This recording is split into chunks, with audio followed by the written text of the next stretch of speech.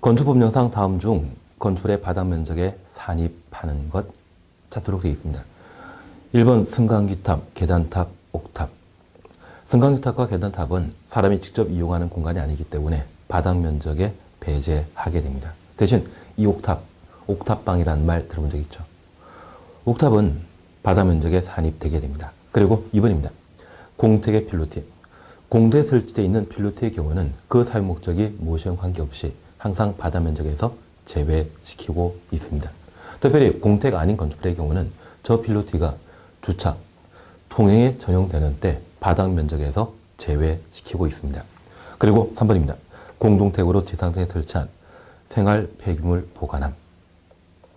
여기 생활 폐기물을 보관함은 쓰레기 분리수거하기 위한 공간으로서 공택에 설치되어 있다고 하면 바닥 면적에 배제하고 건축 면적에서도 배제하고 있습니다.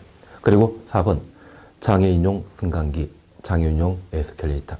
장애인에 대한 배려 정책으로서 이러한 부분들은 바닥 면적에 배제시키고 있습니다. 그리고 5번 지상층에 설치한 어린이 놀이터.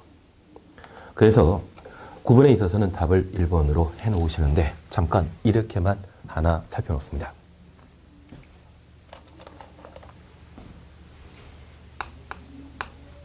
여기 바닥 면적과 관련되어서는 건축물의 연면적을 구성하는 구성 요소에 해당되게 됩니다. 그래서 바닥 면적에 대한 개념. 하나의 건축물의 각 층에 벽 또는 기둥에 구획 중심선으로 둘러싸인 수평 투영 면적을 바닥 면적이라 하고 일부 배제하고 일부를 포함시키는 공제와 관련되어서는 노대에 해당되게 되는 발코니 그리고 베란다와 관련되어 공제에 관한 사항들을 적용하게 됩니다. 특별히 이와 관련되어서는 이 노대가 접해 있는 가장 긴 외벽에 1.5m를 곱한 값을 뺀 면적을 바닥 면적에 제외시켰습니다. 그리고 배제에 관한 사항들을 우리가 함께 살펴보시는데 첫 번째 우리가 기억하실 것은 필로티와 관련된 사항들을 함께 살펴놓습니다. 이 필로티가 공동택에 설치된 경우라면 그 사용 목적과 관계없이 항상 바닥 면적에서 제외시키는데 공동택 외 건축물인 경우에는 주차에 전용하거나 통행에 전용하는 때 바닥 면적에서 제외시킵니다. 그리고 공동택 지상층에 설치되어 있는 전기실, 기계실, 어린이 놀이터, 조경시설, 생활 폐기물 보관한 면적에 대해서는 바닥 면적에서 배제한다라는 점 기억해 뒀습니다. 그리고 건물 옥상에 설치되어 있는 구조물로서 승강기탑, 계단탑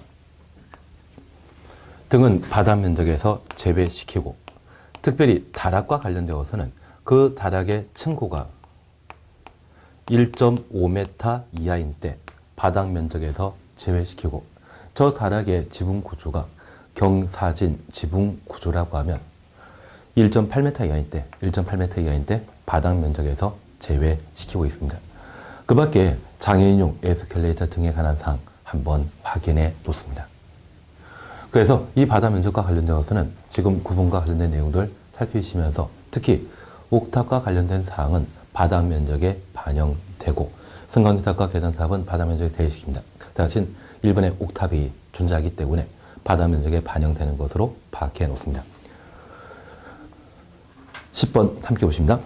건축법령상 대지 면적이 200제곱미터인 대지에 건축되어 있고 각층 바닥 면적이 동일한 지하 1층, 지상 3층인 하나의 평지붕 건축물로서 용적률 150%일 때 그 건축물의 바닥 면적은 얼마인가? 그러면 우리 이렇게 잠깐 살펴보겠습니다. 여기 바닥 면적은 연면적의 구성 요소입니다. 현재 연면적은 하나의 건축물의 각 층의 바닥 면적 합계를 연면적이라 표현합니다. 그런데 이러한 연면적과 관련되어 용적률 산정 시에 특례 규정들을 현재 마련하고 있는데 일반적으로 연면적이 반영되지만 용적률 계산에서는 배제되는 경우입니다. 그래서 이 용적률 산정 시에 지하층은 용적률 산정 시에 연면적에서 제외하고 지상의 부속 용도의 주차장 용적률 산정 시에 연면적에서 제외시키고 있습니다. 그리고 초고층 건축물과 준초고층 건축물에 설치하게 되는 피난 안전구역. 여기 피난 안전구역은 화재 발생 시에 고층 건축물 또는 초고층 건축물에 거주하는 사람들은 화재 발생 시에 건물 지상층으로 탈출할 수 없다고 하면 건물 중간층에 잠시 피신하라고 피난 안전구역을 조성하고 있습니다.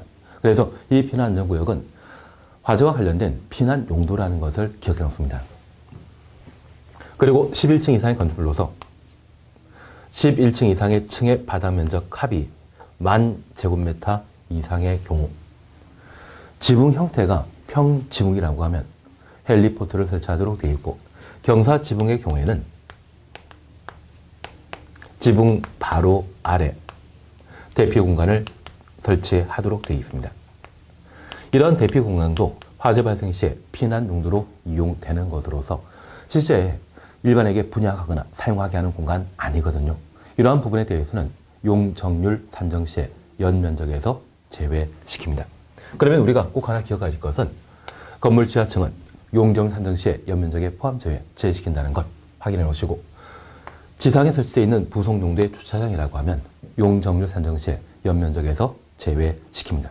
그러면 지금 10번과 관련되어 건축물의 조건과 관련되어 지하 1층, 이 지하 1층에 대해서는 신경 안 쓰는 겁니다. 지금 용적률과 관련되어 150%라는 말을 보셨다고 하면 여기 용적률은 대지 면적에 대한 건축물의 연면적의 비율입니다. 그러면 대지 면적이 200제곱미터로 주어지게 된다고 하면 연면적은 대지 면적의 150%까지 건물 건축할 수 있다는 이야기죠. 그래서 연면적은 300제곱미터인데 저 300에는 지하층은 포함된다, 배제한다. 용적률 산정 시에 지하층 제외시킨다고 하면 지하층 부분은 배제한 상태에서 지상층만 연면적이 300이란 이야기죠. 그런데 3계층이라고 하면 각 층의 바닥 면적은 100이죠. 그래서 답을 4번으로 해놓습니다. 다만 20번 문제를 풀어나감에 있어서 우리가 꼭 기억하실 것은 바닥 면적에 관한 사항, 기본적인 특례, 배제에 관한 사항들을 한번 정리해 놓으시고 두 번째, 연면적과 관련된 개념, 하나의 건축물의 각 층의 바닥 면적 합계였습니다. 바닥 면적 합계 앞에 각 층이란 말 꼭 들어가야 되죠. 그래야만 연면적입니다. 그리고 연면적과 관련되어 용적률 산정 시의 특례 사항과 관련되어 4가지 사항들을 각각 정리하시는데 지하층은 용적률 산정 시에 연면적에서 제외시킨다. 그러한 조건을 갖추게 되면 4번을 답으로 하실 수 있습니다. 11번입니다. 건축의 면적, 높이, 층수 산정에 관한 설명으로 옳지 않은 것 찾도록 되어 있습니다. 1번 건축 면적. 외벽 중심이라는 말 보게 되면 이것 1번 맞죠.